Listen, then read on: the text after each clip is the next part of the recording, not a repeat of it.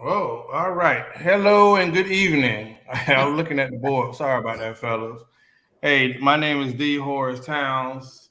If you know me tonight, you know me at Kosi Nkosi. Look it up, do your research. You'll figure out what it means. Hey, first of all, we're not going to go back for another intro. I'm going to go straight in tonight. Want to welcome Shelly Singleton to the to the broadcast. There's nothing like that sound in the world, Chris. Nothing like that sound in the world. Hey, first I'm gonna introduce the man who is letting us know tonight that he is from the ATL. No, he resides in ATL. He is from the Gunshine State. Super Mario Senior. Talk Hey about the. man, it's opening day. It was opening day this weekend for the Braves. We lost, but it was good to see the Atlanta don't have too much to celebrate because none of the other teams doing pretty good. Well, the Hawks in the playoffs again, but they probably get bounced out. But the city was at a nice time. You know what I'm saying? It was down there, Smyrna area. It was like amazing. Like they brought their first game opening back up as world champs. It feel good, man, to see. I'm definitely Florida at heart, so I'm going for the Marlins and everything that it has to offer. But I'm always had a little love for the Braves because before we had the Marlins, I was a Braves fan. So let's just say go Braves. And how you doing out there in TV land?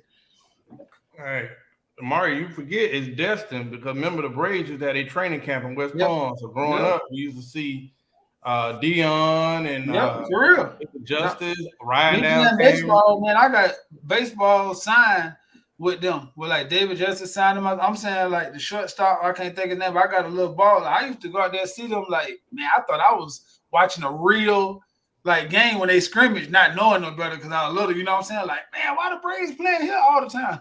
Right. Until I See, do a training camp. See them boy ride down Cameron like y'all in the wrong spot, Dion. All right. Next, I'm going to my main man up top, the man who designed the logo for the Black Super Friends, the man who is the architect of confusion. Tonight, you would know him as the amazing Chris Leo. Thank you for that intro. Always a pleasure to be here. I see my aunties in the house. Man, Derek Burns is here. Man, I just want to give a. I can't even pronounce this name, but well, what's up? Yeah, thank you guys for tuning in, man. We got a jam-packed show. Let's get it started. Let's go straight through it. Well, all right. Listen. Well, I want to talk to y'all first off and give you some insight. So after trending news, because we love drama in America, the talk of the town for 1 week to 2 weeks, even I went viral, was to talk about Will Smith when he walked on stage and violently attacked Chris Rock with a vicious slap. No red light skinned person should have such authority to do so, but he did it. And the fallback from that has been water cooler talk, nothing but water cooler talk left and right. Well, people tried to decide what they wanted to do as punishment for this act. You would think that there was between two men, the authorities, LAPD said they were not going to get involved because Chris Rock declined. And then the Oscars, the Academy Oscars, whatever, said that they would come up. And with the board came to an agreement, they decided to suspend Will Smith for 10 years, which is comical to me personally because I don't know how many Oscars he's ever won. Will Smith, no doubt, is a phenomenal actor. We got to give him credit. But I think somebody else had first finally won their first Oscar that night or Grammy, whatever it was, right? Yeah. So the way they actually reward these Negroes with awards, he ain't missing nothing because it'll probably be another 20 years before he get an award from that same academy. So I want to see what y'all thoughts was that on that. I'm gonna go first to Chris Lee on this. Well, I don't know how this works. But I think the Academy is a bunch of hypocrites, man. Oh, they gave them a standing ovation. They didn't kick him out after he did that. They gave him a standing ovation. They let him stay. They gave him a award. So you're very hypocritical now. They banned the man for 10 years. But again, I don't know if I think the punishment fits the crime, man. There's no place for that at that show. Although I'm a heavy Will supporter, I still don't think that there's a place for what he did at that show. A dime, a dime is a lot. A dime is a lot, but I just feel for Will, man. I've studied a lot of actors that, especially method actors, that dives themselves into that role, into those roles. I remember seeing documentaries about Heath Ledger when he played the Joker. A lot of that stuff stayed with you, and for what I know is that King Richard the role could have stayed with him. You know what I'm saying? That heavy protection of your family, even if it comes to violence. You know what I'm saying? So again, I'm a Will supporter and I feel for him, but you did it. You got to take everything that came with it. Do you ever thought of divorce? Never mind. Yeah, hey, that's a good point, man. I think somebody did. Was it Michael B. Jordan said after he did the role in Black Panther that he had to go and unplug, man. So those characters transfer. So hey, Super Mario Senior. I was trying to bring up the list. I couldn't find my notes. I'm sorry. I try to be responsible with my speaking when I say stuff. But and further in the show, I'm gonna give you the names. But I looked at the list of the people that's been banned or suspended from the Academy. I mean, from the Oscars, and whew, that's a tumultuous list. Let's just say that, because most of the people on that list have committed extreme felonies of some sort. So if that's the roof of what gets you banned for that long, then I don't think he should have been banned that long.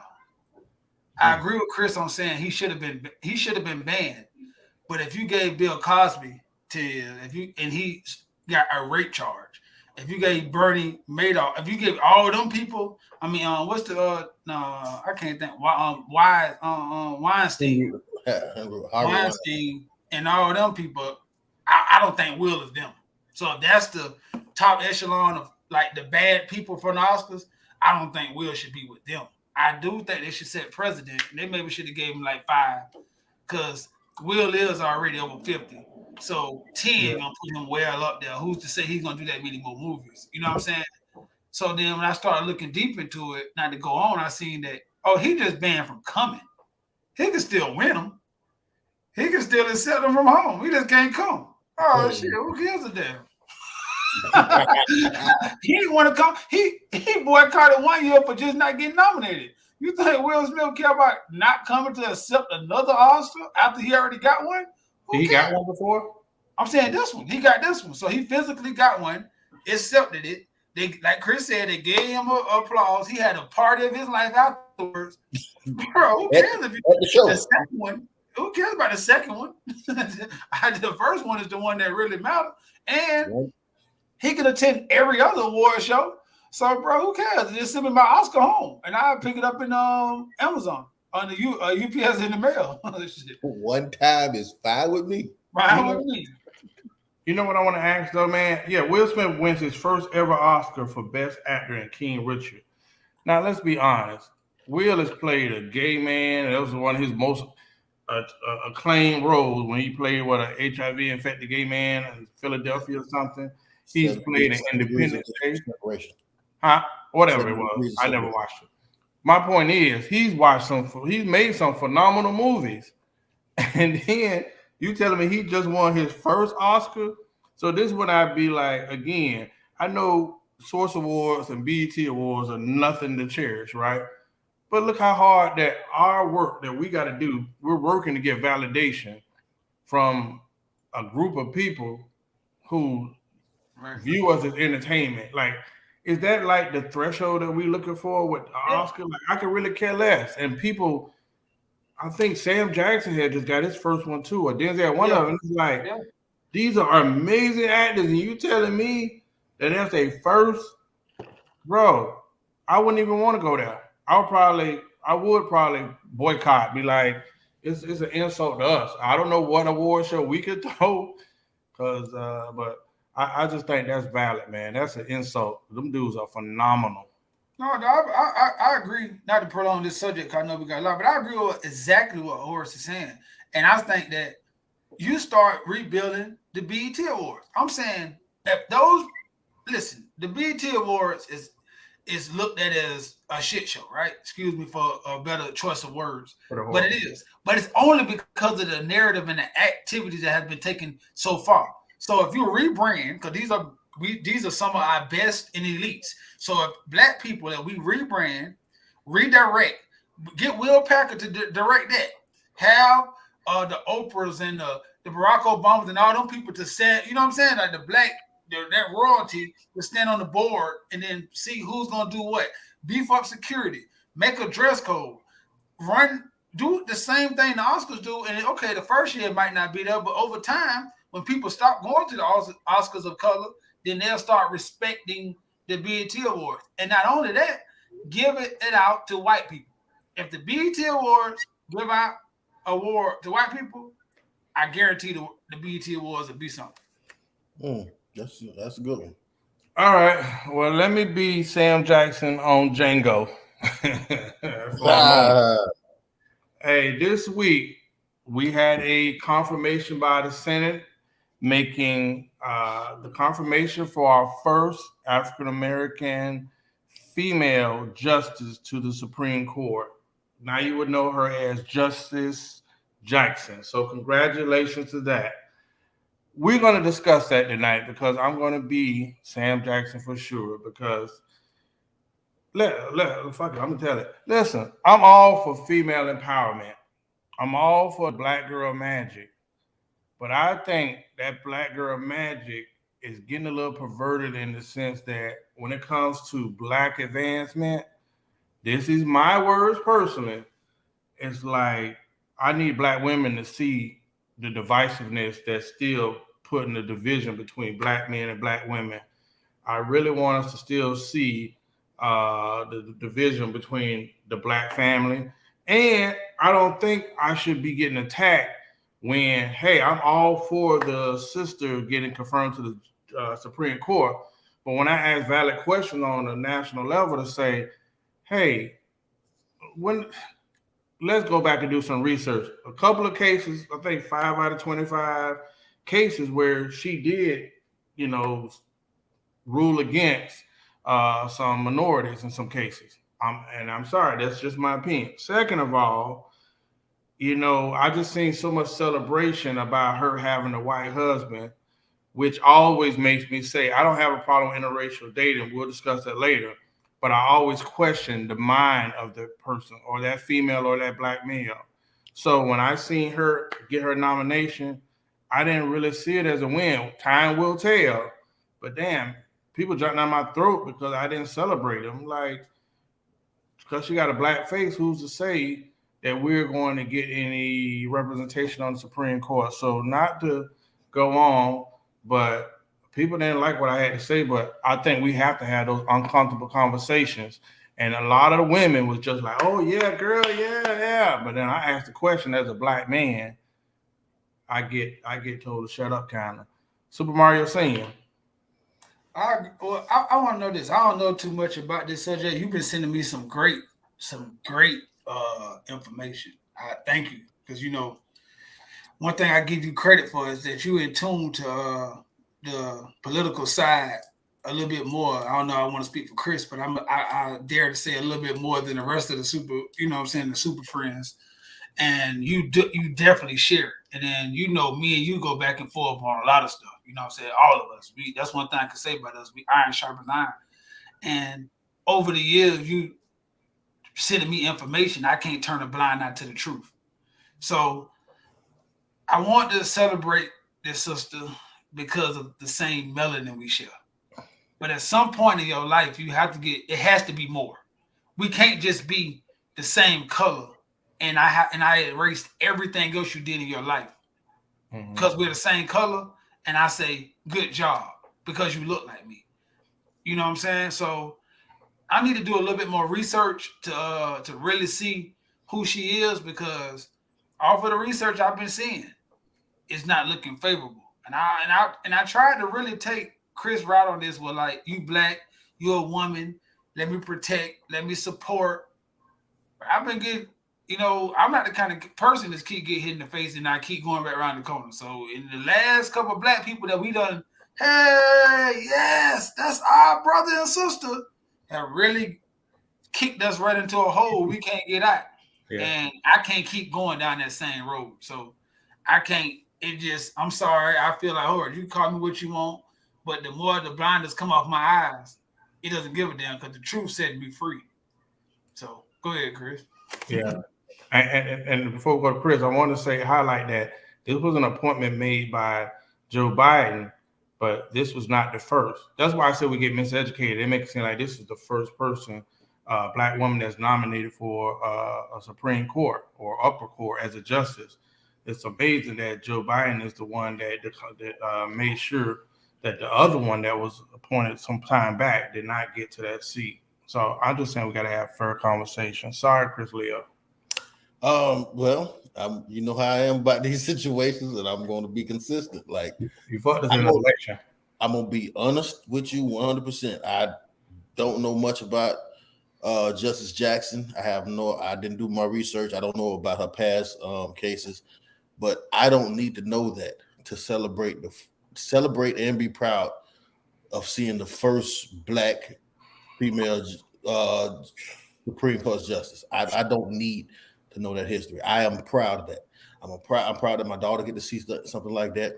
I'm proud that other black women can see that they can get to these heights. For me personally, I don't know another face on there that doesn't look like me, that make me feel safe or make me feel like they got my best interest in mind. If I was walking to a bank and I seen her as a teller opposed to all the other ones, I would go to her. If I was applying for school and she was one of the counselors, I would want that to be my counselor. I would want that, you know what I'm saying? I would always favor going with her. That also, she's from Miami, Florida. Some of my closest friends are from Miami, Florida. A lot of solid people. So I want to give her credit for, give her my support on that. I don't know what she did previously, but I'm judging her for what she's doing right now, what she can possibly do. With this influx of black women in politics, or leading in politics, I should say, because black women have always been there. Well, not always, but with this influx of black women in politics and leading roles, man, even if they have a black female agenda, I think black females and black males share some of the same problems.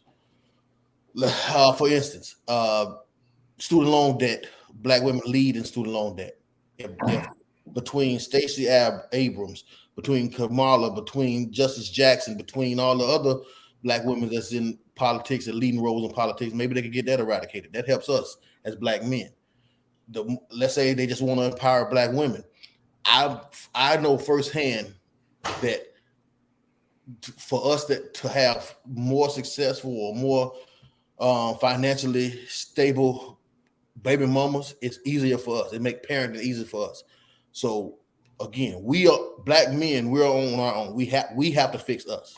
We can't look to nobody. But I generally think that black women have our best interests in mind. I don't think they want us to be worse. I think they want us to be better. And there's nothing wrong with us wanting us to be better, because we have been better. We're getting a lot. We're good as we are. But I want to celebrate this, and I'm thankful. That's all.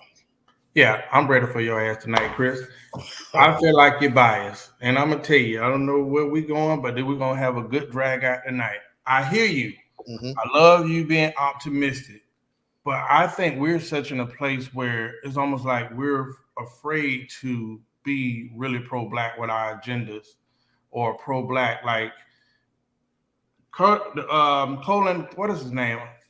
Justice Thomas, that's on the Supreme Court, right? He's a black man. He's on the Supreme Court. He's married to a white woman. Yeah. And that brother goes out of his way to let you know, I ain't like the rest of you Negroes, right? Yeah. So what got to me was, here is this young lady with this impressive resume with a white husband. And what gets me is they put that up more than anything, right? And then you've seen all the articles. These are all the articles about why a black man, I question his orientation, said why black women should marry white men, right? And I still see where it is such a fear of a black planet, like a black man married to a black woman. I can't think of any situations where that is like, give me other than Barack and Michelle, show me where you have that. Show me where I can say I got two people with a totally black agenda. Because see, with this interracial relationship, Chris, often some of the people I know is where, and I ain't gonna say it's a mental thing. I'll see a black woman get with a white person and go out their way to be validated and act like they not black. Same thing with the other side, vice versa. So I want to ask y'all, there's been a new trend with black women switching over to white men. But what do y'all think about it? Because the reality is, I could care who you date, but I do have a problem with someone who intentionally dates interracially, as if black men aren't it. Like when I see somebody talk against black men, it's almost like a savior complex to me. So I don't know which one of y'all want it first, but I know I'm gonna take a lot of crap for this for my comments, but I can't. It's a real conversation, man. Okay, here's what I think. I think surprisingly, I am all for it. 100% I'm support for it. I think that should be a big push to it. I think we can look at this as a social experiment. I think we should look at this as case study and just see. The only thing I say is I want women to take those black women that decided to go to this great exodus. I think they should take certain things with them. Certain things like conditional femininity. Make sure you tell Brad and Blake that he has to be, for you to be feminine and submissive and cooperative, he has to be a real man and know how to lead. Even though you never led men or you never spent a day as a real man, tell him that you get to judge that. I also want you to take your pecking order of importance in your life. Make sure you tell Brad that Jesus is first, your kids are second, your job is third, your mother is fourth, then they can be interchangeable, and your man is fifth. Make sure he knows that he's fifth on your list.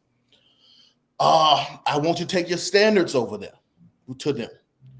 Don't go over there and get an average white man.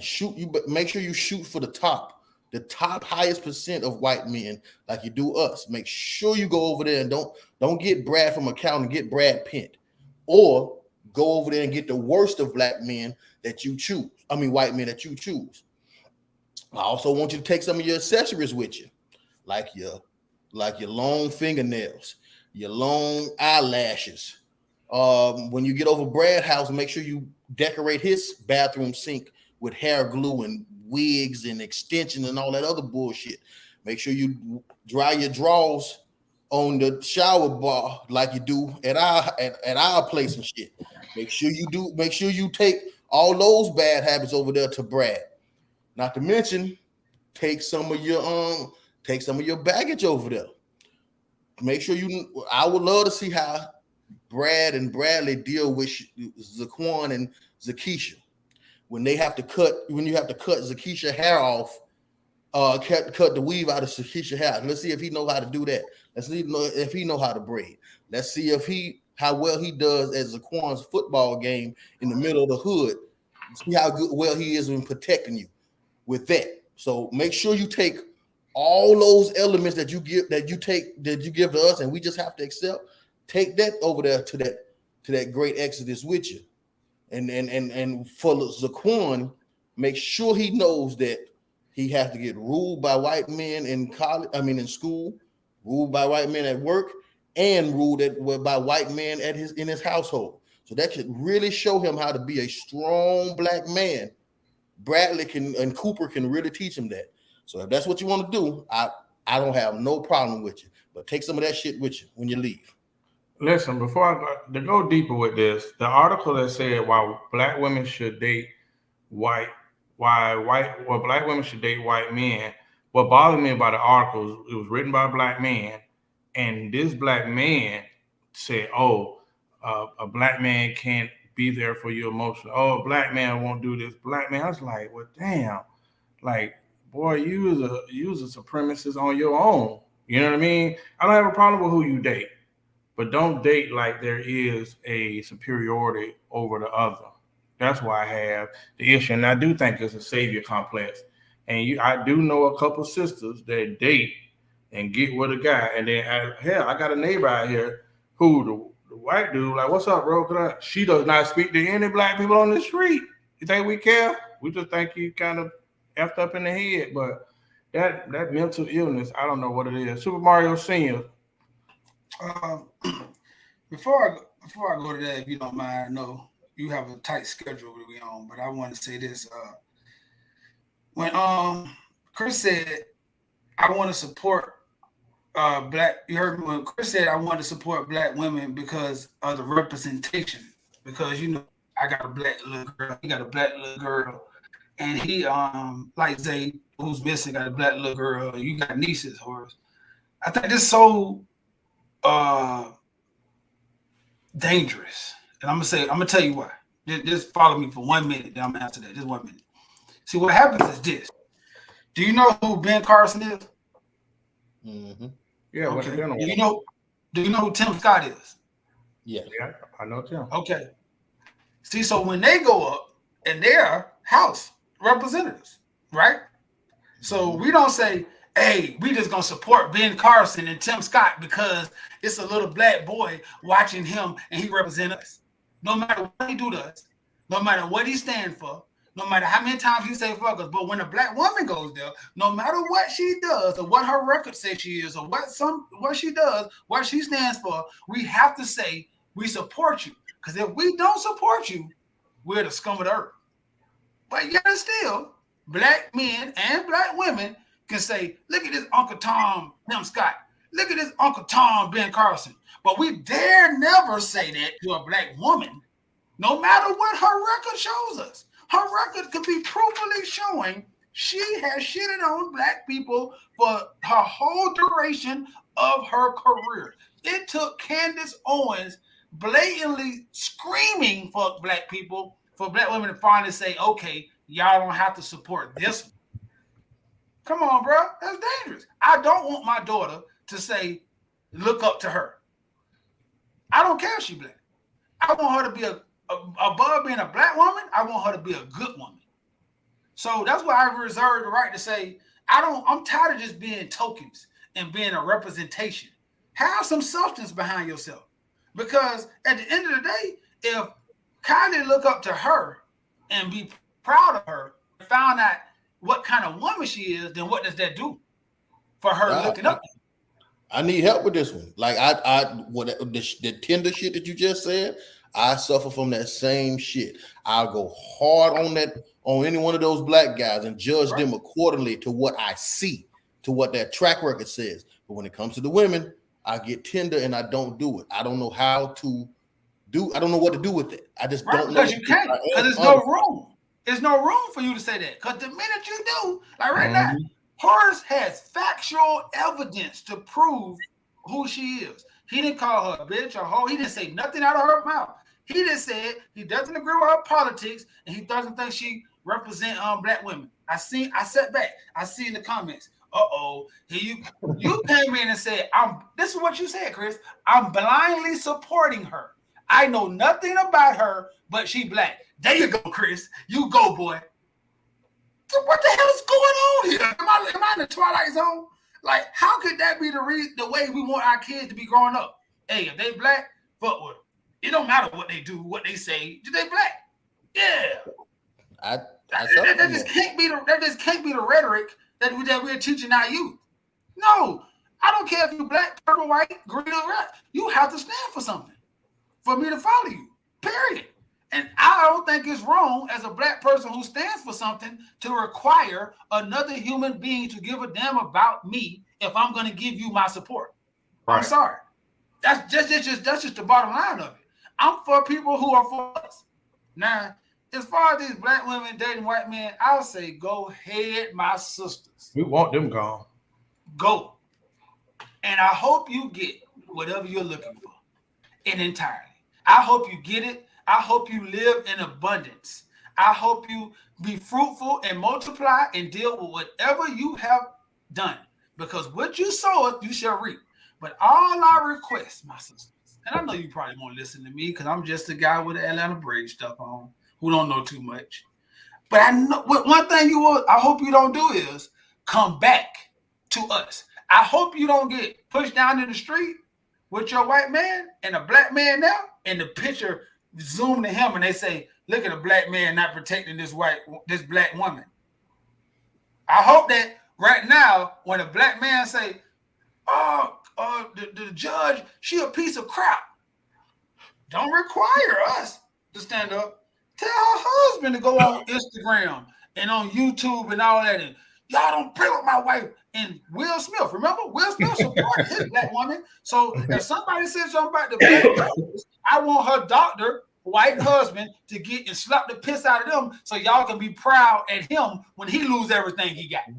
Have that same energy, like Chris said, for him. Don't require us to go to hell, jail, or get bail to protect y'all. And then all they can do is sit back and be prestigious while we just stepping stone. What she call her brother when somebody try her. Don't do that to us. No. My sisters, you get with your white baby Jesus as he has grown. And you live on his throne with him and whatever that calls for. That's all I got to say. And while you over there at that governor's ball and all those prestigious events, make sure when they take pictures, turn around, look over your shoulder and show the camera your ass. Make sure you do that. That's how you pose at these prestigious white events. Take that energy over there. Or you can do the little horse pose where you put your toe on the ground and you arch your foot up. I'm pretty sure they'll love that type of behavior at the mayor's ball. Well, listen, I really think we have a show idea. I just came up with a great idea. We're going to bring Valu Pierre on because she needs an intervention. I want y'all to review her comments. They're always controversial, estrogen field, man-hating one-on-one. Very divisive. I love you, Valu, but I need to bring you on and give you this verbal ass whooping on the air because our perspectives are so damn different. Because we're talking about one thing and you're already arguing against. Oh, well, black men call us bald-headed. And black men, you're missing the whole point. But that's what we do. We're having a conversation about this with black women. And then the black women forgets what we're saying and said, well, but. So, hey, I just don't get it. Hey, welcome to the show, Xavier. Hey, my brothers, what's going on? What up, B? Pardon me being late. I got the wildest story ever. You wouldn't believe me if I told you. Give it a try. Got stranded out to sea, man. Unbelievable. Got stuck. I know how Gilligan feel. But it's all good. I made it here. I'm here. How y'all doing? What I missed? This fucking show.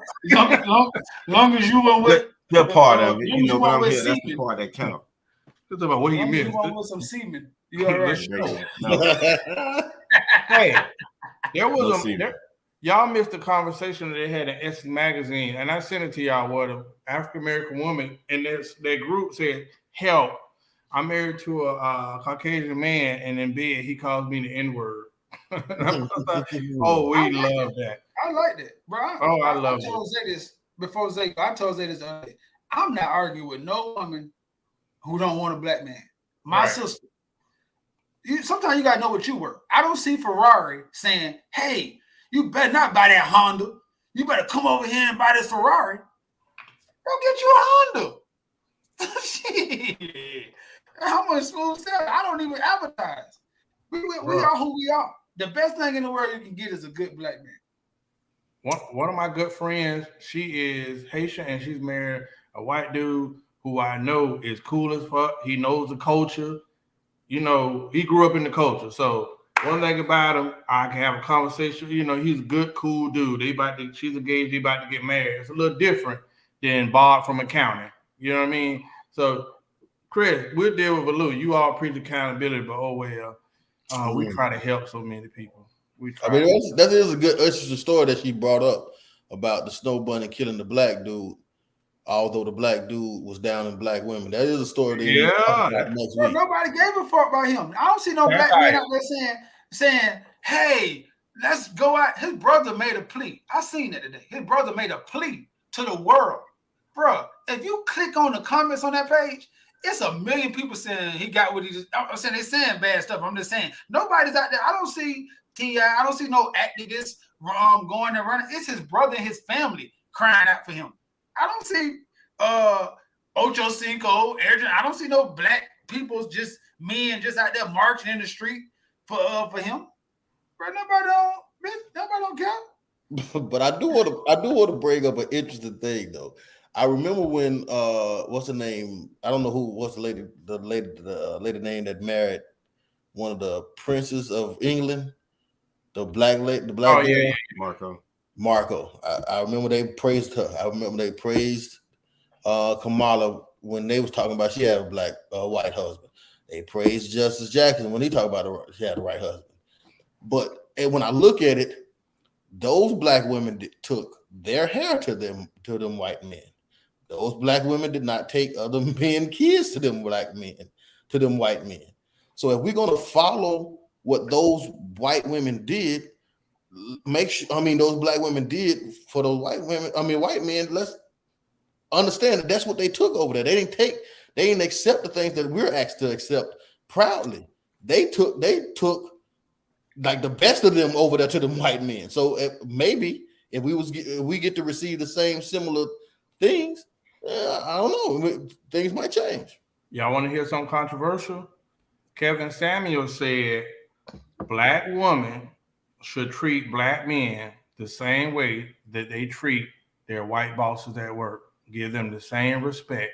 And I thought about it, and that is a respect that's totally different for what we do receive. God damn it, Kevin Samuels. You can't even say Kevin Samuels while people talking about, oh, you listen to Kevin Samuels? Oh, man, get out of here. Xavier, one part of this discussion before we go on, we're talking about interracial dating. We're talking about the trend that says that black women should date white men. Yeah, I ain't got too much to go on that. I'm going to tell them black women who want to date white men to date them. Date whoever your heart desires. Not me and Mario had this conversation earlier this week. Not arguing with anybody about their preference. Just, you can't hold the same stigmas to us as you do them, because you don't hold them accountable the way that you do black men. You kind of give them a pass, I guess, because they white. You see, white privilege is still prevalent. Even in the interracial relationships, it's still the leading thing. So that's what they like. I love it. Hey, white supremacy is a sneaky thing. You know what? That thing you sent me to, that I looked at that, and I looked at that girl, and I looked at the comments, because I have a comment reader. And I looked at what that woman was saying, how like the white man just adore her. He loves her. He makes her feel like special. Like he come in, and I said, well, damn, if I didn't have to worry about getting shot every day, if I didn't have to get ridiculed, cussed out, or be bludgeoned every day, if I didn't have to worry about, this is our fault too, my brothers of my own color, when I go to the gas station robbing me or shooting me, if I didn't have to worry about them discriminating against me at my job, the housing market, and the world, then I probably would be a little happier in life. You know what I'm saying? I probably would be a little bit more understanding because I have less to worry about. When black men come home from working, worrying about trying to save his family, because most of us come from poverty. So every day we trying to fight to get monetary gains in our life to secure what?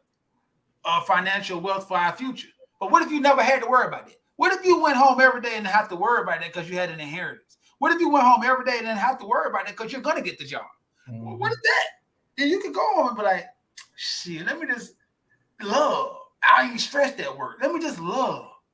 Yeah, what about that? Listen, first off, I want to say, put a black man in that same situation as her husband. Same credentials, same everything. Last week we said the same thing. I know a lot of black men that are amazing to their wife, to their family. Papa, yourself. So it amazes me when I see articles like that that's always attacking the black man as less than. And I feel like we're a victim of unfair expectations too.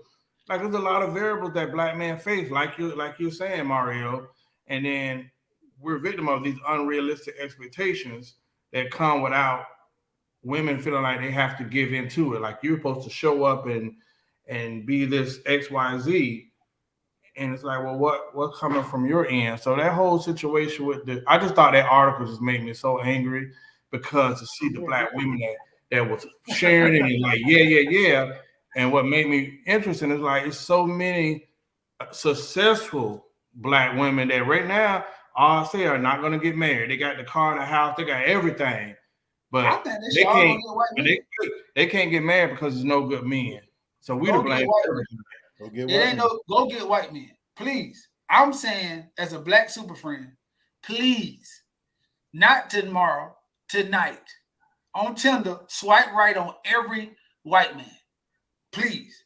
But make sure you tell the white men that they have to be attracted to you, because if you don't let them know before they get there, they will never know that they have to now be attracted to you. And however you come, whatever your hair look like, or whatever your size is, whatever it is, they have to be attracted to you, or something's wrong with them. Make sure you let them know that, because they're used to a certain type of woman that you call, let me see, stupid and weak, because they're agreeable. They say yes, they do kind of like do what they man say. That's the stereotype of those women. Those women you call stupid and weak. So now you're gonna have to let them know that, oh, all that stupid and weak is gone. You get strong and smart now. You get us, and you gotta like the way we treat you. Make sure you inform the white men about that, because that could be a real big culture shock to them. That they gotta accept that shit now. I think they should go. Yeah. All right, let me go to the last thing. It's gonna be a good one. There, I need your input. I'm going to you first. Well, listen, I got lost for a minute. Hey, so the last question tonight will be this. Does dating, well, wait a minute, let me recite this.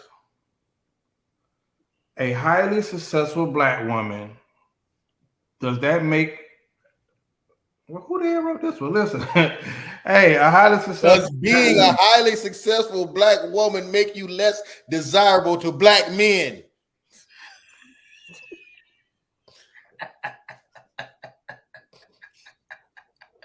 It sounded like Floyd Mayweather. I don't know, but watch how that clip come out in post production. That thing gonna be remixed to death. Chris, please enlighten us. Well, I think when I first heard this, I thought it was bullshit. I thought it was crazy. I thought it was crazy, but the more I dive into it, the more I think about it, I don't think it's that crazy, because men primary and primal instinct is to provide and protect for women. That's just what it is. Their primary and primal instinct is to provide for women. Now, in this modern day age, in this patriarchy that we got, we've made it relatively safe for women. And I mean that, and I say that because I know women on a weekly basis get up, dressed half naked, go to nightclubs, get drunk, leave nightclubs, walk downtown to their cars, come home and feeling safe, or take Ubers and get in the car with perfect strangers that they have never met before and feel comfortably safer with that. That's what patriarchy has done. Made the world generally safe for women. Not to mention how they weaponize the police against men when it comes to men and women interactions. So the protection for women is basically automated now. They don't really need us for protection, which leaves provision. If that woman has sufficient amount of money, which means she will be successful, she will have less need for provision. And as we know, women are hypergamous in nature, so you can count 50% of men off of their radar anyway, because they're not going to be attracted to average men. So that's 50% of us gone. They're going to want to either date equal to them or higher. And most of the time they want to date higher. So that makes them really technically attracted to about 10 to 15% of men in general. That's all colors, that's all everything, that's married, that's including everybody. They're probably only attracted to 10% of men, period. So for that other 85 that knows that those women are not desire them, why should those men desire them if you don't desire us? You know what I'm saying? It makes no sense. So I get that. Like, yes, you would be less desirable because you don't desire 85% of the men that you come in contact with. And again, when as far as men that's as successful or more successful, chances are great they're not looking for that.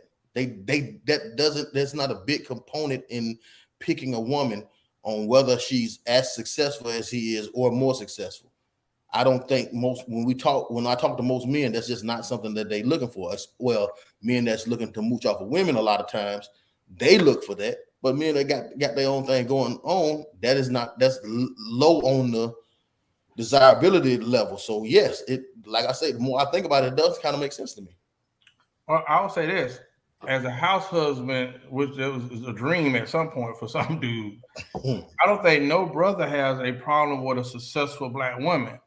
I think what has been impaired is through reality TV shows, you see where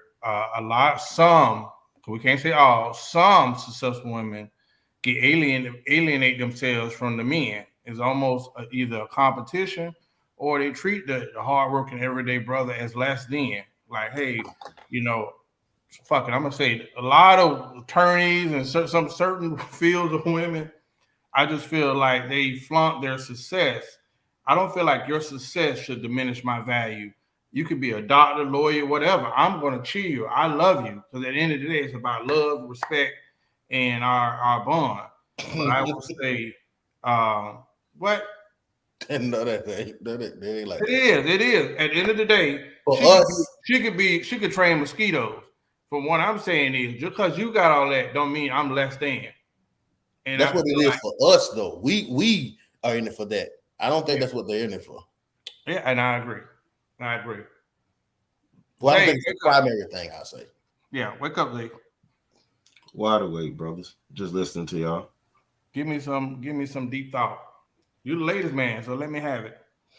Oh man. Well, from the clip that was shown when he first spoke, I thought that was crazy what he was saying, but I could see where he was going with it. And I'll just start with this. So most women that are successful, those are exactly who most men are looking for.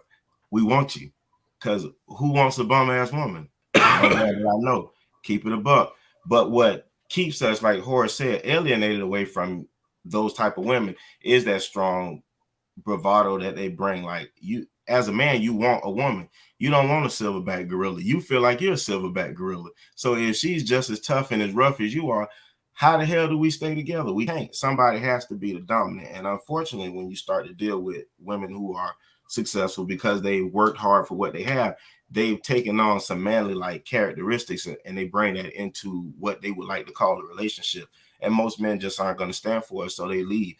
Yes, they'll say that they're insecure, or they'll say that they're intimidated, and some of those guys are. But if you kind of look at the actions that are displayed by the woman, it's kind of obvious.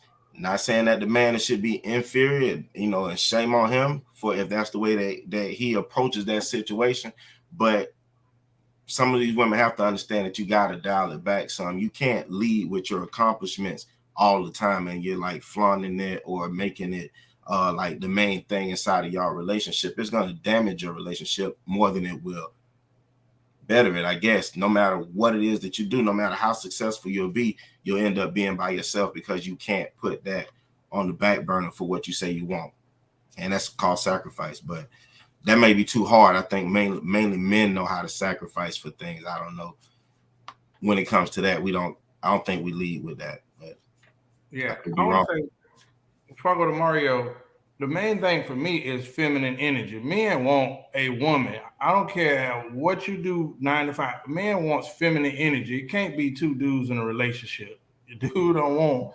And I feel like certain don't work. They don't know how they get their success. And like you're saying, it's like this. You dance. It's everything. It becomes everything. I don't need you. I could be by myself, and like that arrogance. Like, at the end of the day, what's our connection? Because I'm a man looking for a woman, and I hate when I see the arguments where it will say well, maybe it is true where if she'll be feminine for the right man. Conditional. You know what? It's always a different it's always a reply to if we have something valid. It's almost like, well, if y'all do this, so it's almost like it's just never ending. Super Mario Senior. If you keep it a buck, Horace, they're not speaking life into the relationship when they do those things. Because when you bring about turmoil into your relationship, like if you know that you make more than your man or something like that, and that's something that you can't constantly dangle over his head, how do you think that that's going to flourish? How do you think that's going to go on? It's not.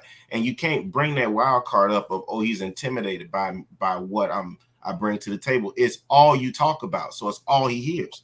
Mm-hmm. So he can't even focus on love with you. So like I say, I don't know, it throws a monkey wrench into the relationship. But again, if you have someone who's secure enough in themselves and they recognize what a jewel that is to have a successful woman, and she allows him to lead the household, I don't see why it wouldn't work. You know, I think that's exactly what a man who's moving forward in life is looking forward to. You just got to be mindful with how you handle, you know, God's blessing that he give you. Like if you flaunt it and, like I said, just display it careless like that, it won't help a relationship.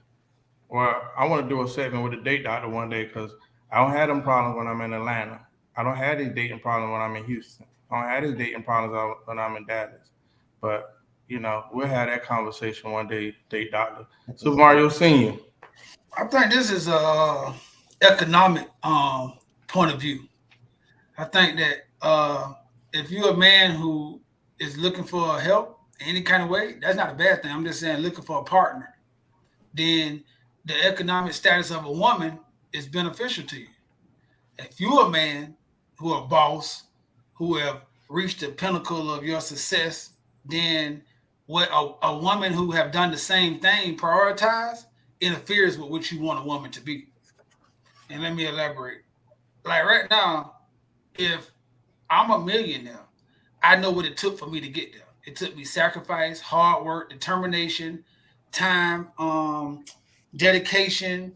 And when I say sacrifice, I mean sacrificing things I want to do, dates, trips, just dedication. I mean dedication to my craft, my work, and all of that to get to this point. If a woman is doing the same thing, then I don't want you. Like most men who have a lot of money want a woman to be accessible to them when they want them to. So they would prefer a woman who is not as driven or is not as busy as them, because if I'm finishing a project right now and I'm like, I got 2 weeks. I don't need you to tell me, well, I'm going to the second tier of my project and I'm sorry, catch me again in 3 weeks. I'm straight. I'd rather get a woman who go to a 9-to-5 who say, I got 2 weeks to take off, baby. Let's go to Bermuda. And I spoil her. We go to Bermuda and I get right back to it. And I go make me another $1 million. But if I'm a man who works and I makes in that little that mid range, to what Chris said, it takes 2 families. A lot of time, it takes 2 people to have a good family to be middle class nowadays. So me and my wife working right now sustains our life. So, but I would love to get to a point in my life where she don't have to do nothing. Because I don't want her to do nothing. I want to be like, come home and she's just loving, had a good day. She's pouring love into my kid. That's what I want. Because I want to be the breadwinner. But like you said, if you're a man who's like, bro, I want to be 50-50. I want, like Tootie always say, reciprocity. I want, if I give, you give. If you want that, then you're going to want a successful woman. But a lot of dudes who run their ship and who got a lot of money, the stuff that women who have a lot of money prioritize, it doesn't impress a man. Like, I don't care because you got $200,000 in the bank account. I got $200,000. I don't care because you can run a Fortune 500 company. Because I don't care because I can do that. And I can hire somebody to do that. I'm not looking for a business partner. I'm looking for somebody when I come from running my company who's going to say, baby, look at my king walk through that door. Look at and most men of that stature want to be praised by the woman who they feel like they have when they win. That's what I think. But I feel like this, man. Like, damn, what was I thinking? I think that most of the time, what it takes to be highly successful, because I said highly successful. I just say regular successful. People can think successful is anything. I'm talking about highly successful. It takes driven people. It takes long hours. It takes It takes a lot of sacrifice. It takes a level of toughness too. You have to build a level of toughness because you didn't get rich and highly successful just on your own.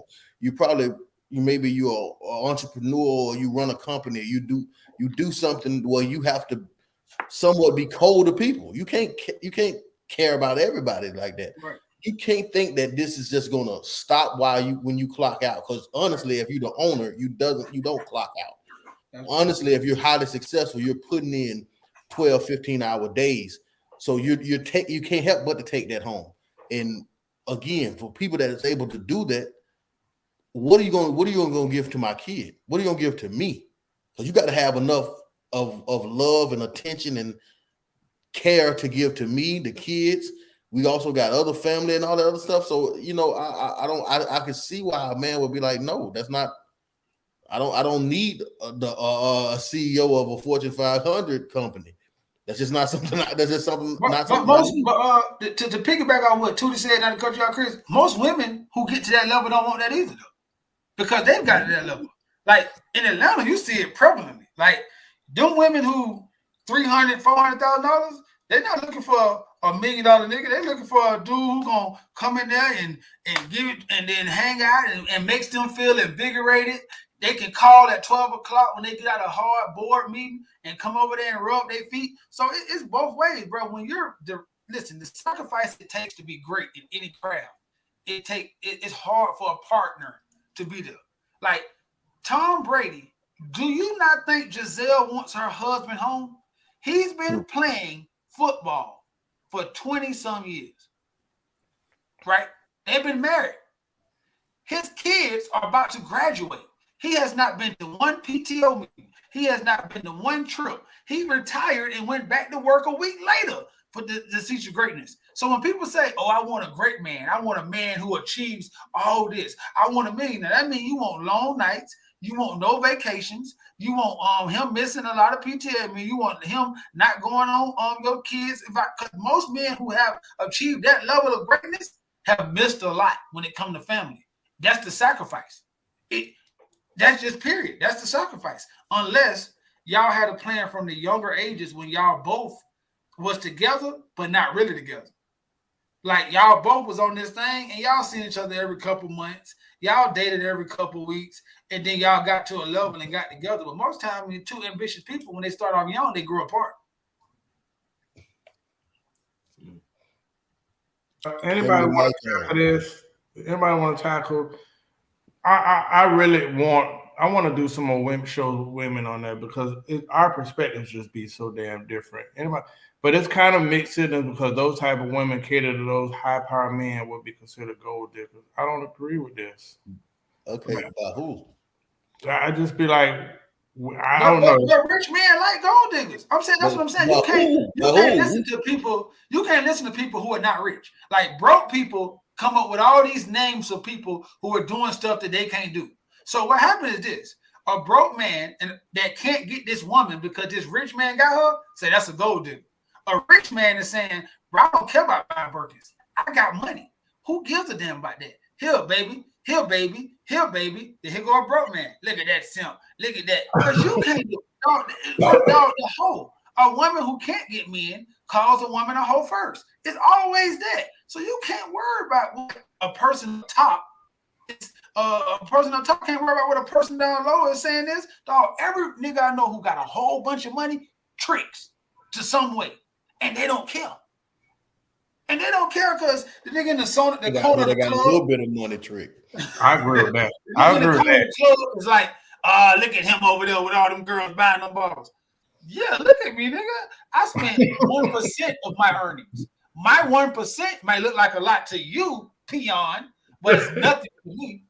And dog, when you get around people with real money, you start understanding it. Like, yeah, this nigga just paid for 10 girls to get in here because he probably played professional sports and his check on Friday was $30,000.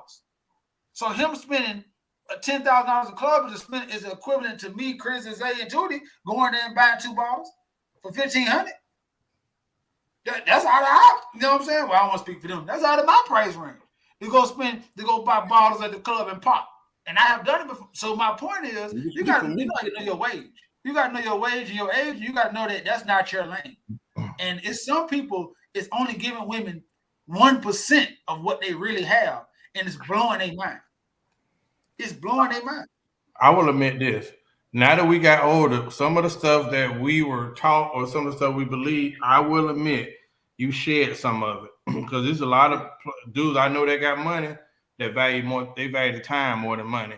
So let me just cut through all the BS and I'm gonna spend this to get that instead of going on this whole little route. So like you said, it ain't tricking. But the money gonna come. This thing, Yeah. bro, right now. If I got 5 businesses and they gross me $1.5 million a year continuously, and it's not stopping.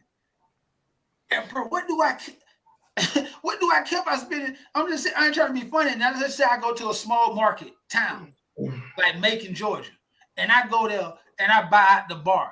Bro, we talking about like $6,000. Bro, I'm the man. But there's a lot of people in Macon that work in chicken factories who making $1,200 checks every 2 weeks who like, man, this nigga, bro, I'm not even.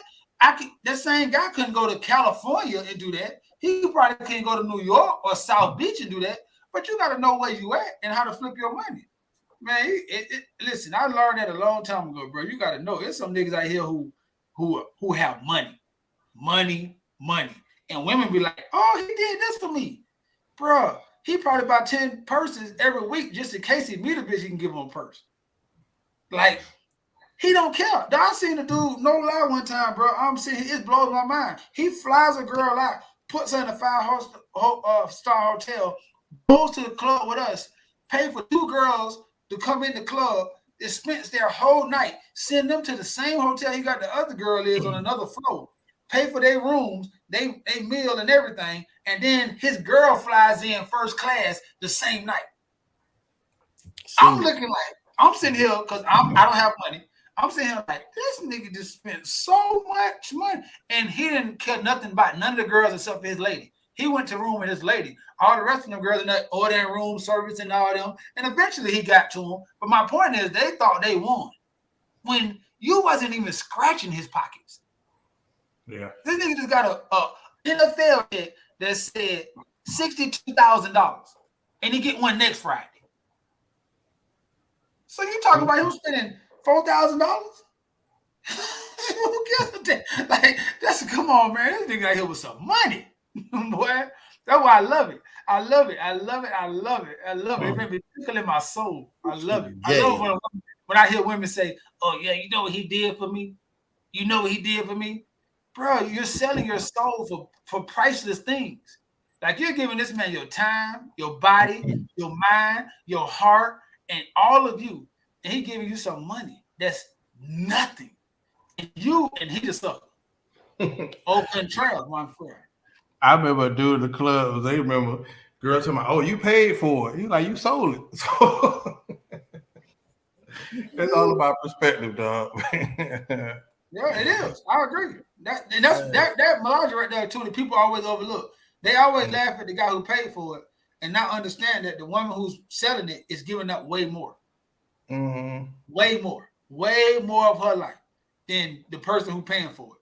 Like Chris said, you don't even got to have money to pay for it. All you got to do is have the right amount. That could be your last time you ever touching that money.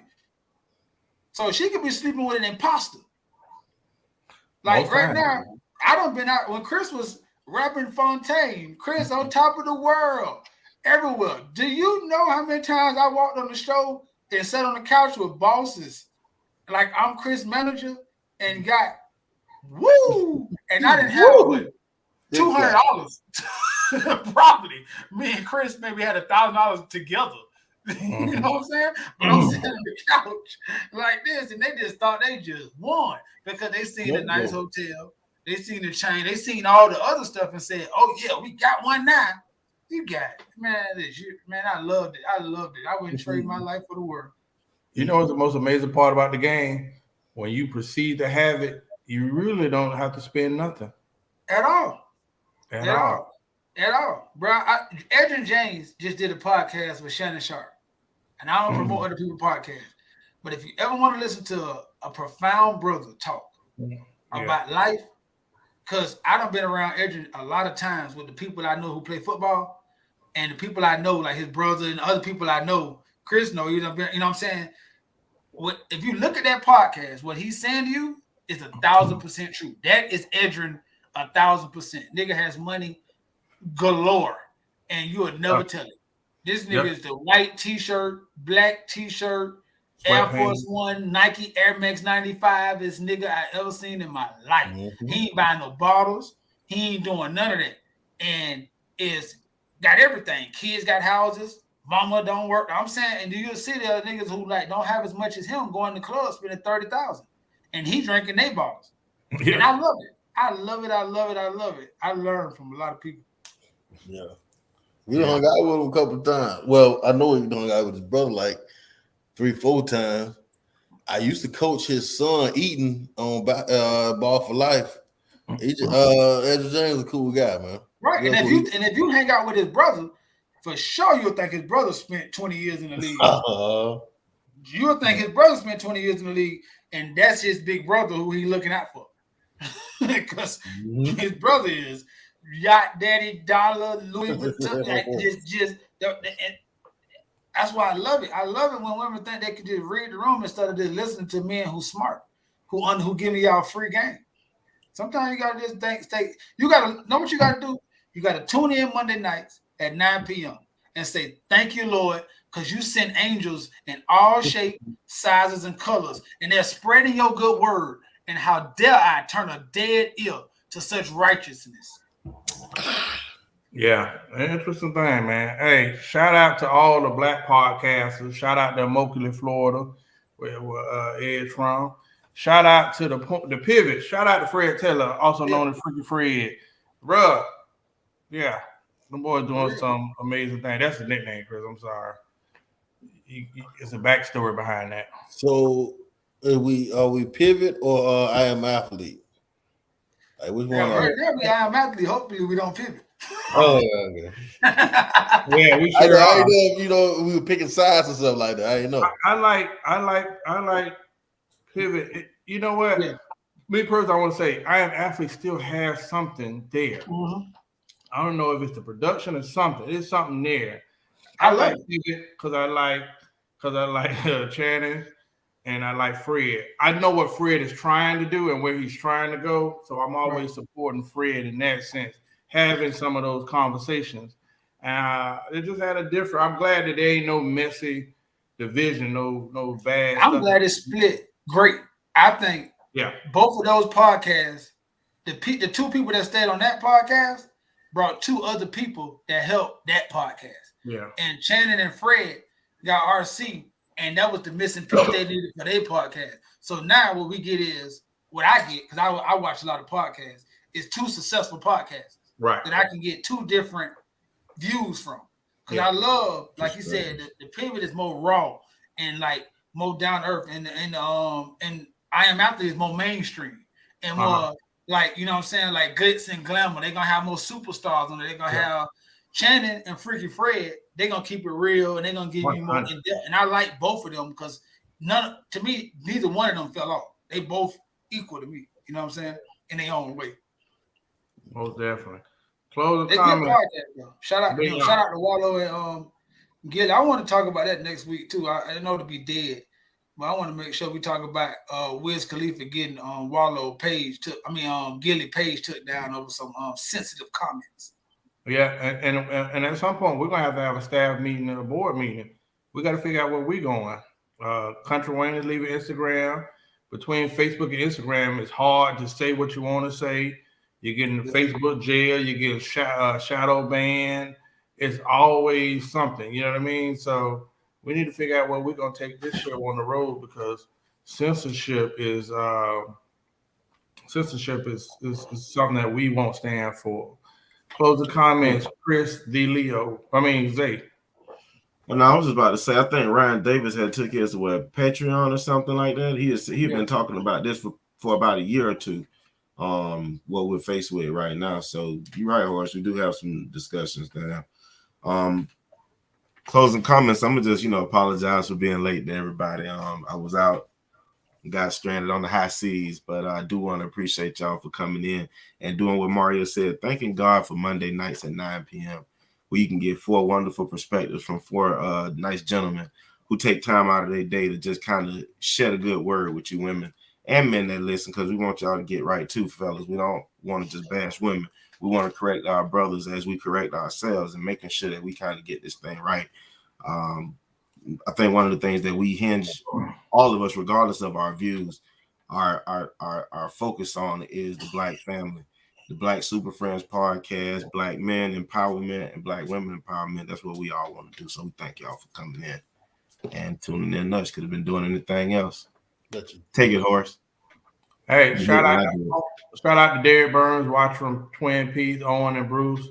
What up? Don Wynn, my favorite friend. Thank you for tuning in. Chris D. Leo. Yes. Thank you. I appreciate every minute that we get to sit here and have guy talk. Come on now. Yeah, you can. I lost my train of thought. Thank you for coming tonight, and see you next Monday. All right. Hey, Super Mario Senior, what you got?